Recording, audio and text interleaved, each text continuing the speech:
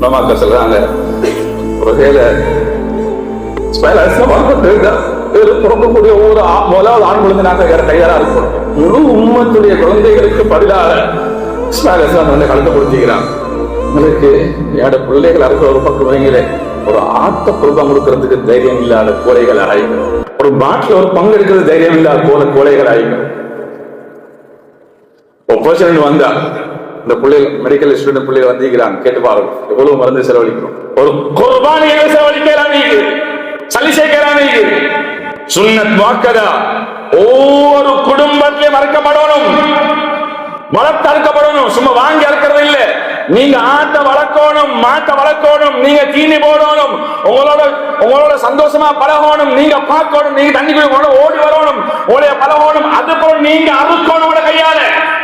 அப்பதான் என்னோட மனசுல உள்ள முழு முஹப்பத்தும் அல்லாஹ்வுடைய கட்டளைகளுக்கு